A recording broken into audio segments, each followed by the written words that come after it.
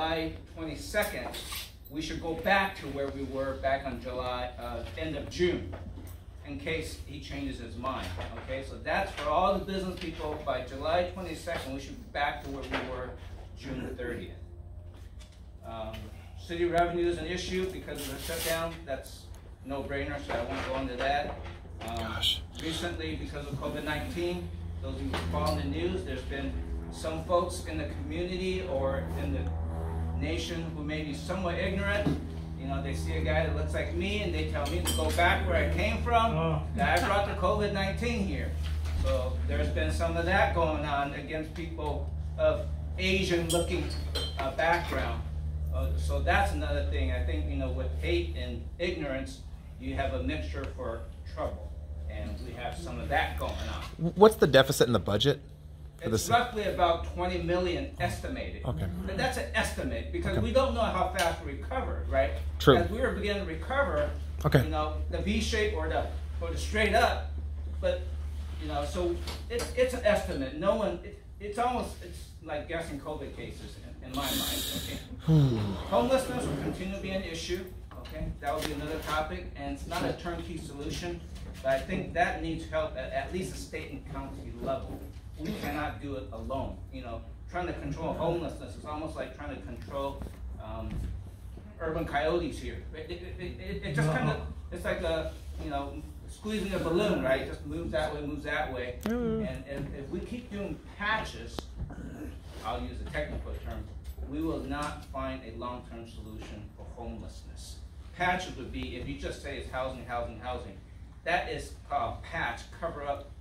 You really got to go back to root cause, whether it's we're letting criminals out in the street too early, do the Prop 17, and taking advantage of misdemeanor laws, or we're allowing drug addiction to run wild, and drug addiction subsequently in many cases become mental illness. So those are the areas we need to go ask the 5 whys, what we do in the scientific community, to really determine root cause. Then we could strategically come up with a real solution rather than I would call Band-Aid fixes. So I will leave that. Oh, zero bail is another tragic thing that's going on right now during the pandemic.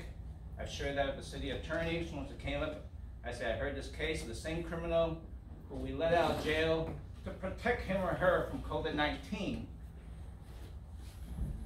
That criminal goes out in Monterey Park and commits 3 crimes in the same day because he knew he had zero bail. So I told the city attorney, you know, it's safer at home to stay at home. The criminals are in jail. Jail is the temporary home. They're actually safer to keep them there rather than come out, spread the disease while committing crime freely. So that was kind of like, I don't know how they came up with that, but my admonishment is this. We collectively, at the end of the day, elect those who make those kind of laws. Right. Was that the county or a city? The zero bail, that's a state thing. On June 20th, the state's order expired. That's a Gavin Newsom but thing. The county decided to extend it, which I won't comment on that. I don't feel that's the right thing to do with respect to wisdom, public safety, or COVID-19. It did not help anybody.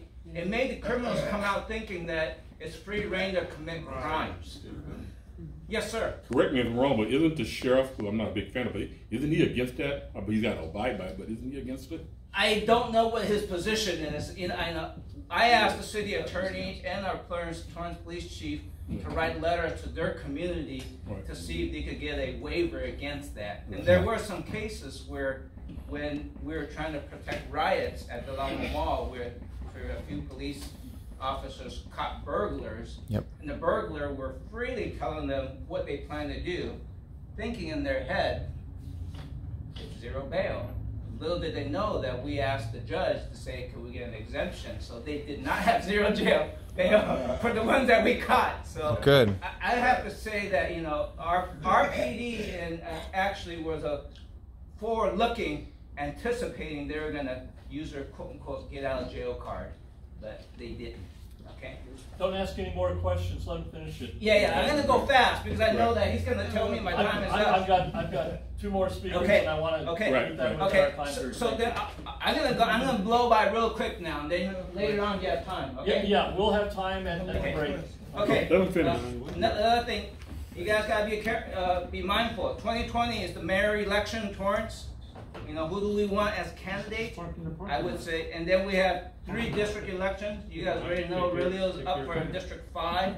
So get behind the candidate, strategically develop a plan. I would really encourage in the South Bay. I find that many times when I observe what's going on, that the Republican Party is short on strategic planning, and then with a follow-up action to really execute. Yes. The best candidate strong, and not only you get the best candidate forward, you got to get behind him or her, you know, and that means not only votes, not only social media. You sort of have to put your money where your mouth is. And I know I had to run 2 elections within 18 months. You know, it's one thing to say I'm behind you, or in Chinese, 加油, more gas thing I'm going to give you, but you know. When this guy has to run 2 campaigns within 17 months, and you know, and it's basically me hitting the pavement, I know exactly how hard it is to win an election. It's more than just I'm behind you. You gotta really get behind the candidate. Long-term vision, I believe, is short in Torrance as well. That's just my opinion. I believe the city of Torrance, people don't talk about it. It's an aging community who owns all the properties. The aging community aren't the ones who's going to be buying your Starbucks 2 times a day or go to your restaurants and malls and generate revenue. We need to think strong and think hard. How does the city of Torrance become vibrant in the future as this senior age community who owns all the property and homes? And what do we do with the next generation? I believe we need to put some brain cells on how do we take care of ushering transition next generation with the kind of values we have. And that starts in the family, raising your kids, and teaching them values and responsibility. So when they grow up, they don't become the word that I really don't like nowadays. I told my wife 2 days ago, I really don't like the word demand. You know, I hear it every week, maybe twice on sometimes. I demand this, I demand this, I demand this. When you grew up, when you're a kid, everybody's a winner, everybody's participating in a trophy. When now you're an adult, I demand that James take care of me. Why? Because I'm sitting in this room. That makes no sense. But you can see a lot of riots and protests. I demand, but they really have no substance demand what they are demanding. 30 more seconds. I'm usually not a very talkative guy, but I'm just trying to hit the points here. George Floyd, that's another big case. George Floyd issue should be non-relevant locally, even though the killing of a person was bad, all right? But it just added fuel to the fire with the weekly demonstration we had from the Black Lives Matter protest due to DeAndre Mitchell. But we have a new generation that comes and protests in our city hall for DeAndre Mitchell, who forgot the facts from the first 6 months, and they're still saying that the person was asleep or he was executed. And then, and really speaking out of ignorance, because 15 seconds is a lifetime when you die or I die. It's milliseconds. So when they protest and call and say 15 seconds, it really doesn't make sense, but a lot of people just jump on the bandwagon, they read the same script. Cybersecurity is a big issue. Yep. City of Torrance, I believe, that was one of the biggest things during my first campaign. When I first shared it, people looked at me and said, George, what are you talking about? I said, that is the silent killer, okay? And when you don't see it, that's when it gets you. Retiring city manager, that's a big one. Leroy's been in the city for 50 years. We're going to have to appoint someone as he retires in September. And I'll conclude my last point. Public safety is priority 1. It's priority 1 for me. One of the reasons why I live here, you know. We moved here. I grew up across Marshall from Alpine Village. We moved here because of school and safety. Without public safety, really nothing else matters. You walk around in fear, you can't go out. So I will continue to back up public safety and in whichever way I can.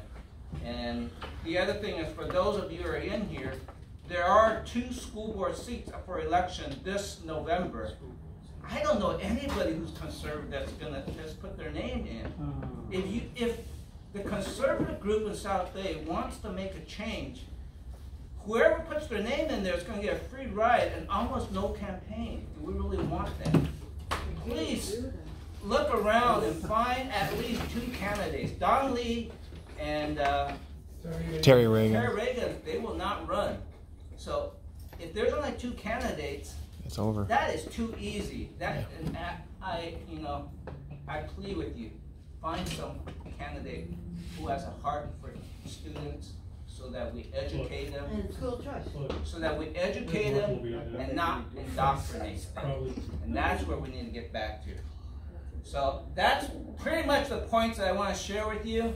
At the end of the day, all the Republican organizations in South Bay, this one, what do you want to do? If you want your values protected, have priority, not only you want to make sure you strategize, get the local elected folks like us, but a lot of the laws that I am also bound to, we need to really get together and who's going to get the assembly seats, the supervisor seats, the state senator seats. We really got to strategically and work together.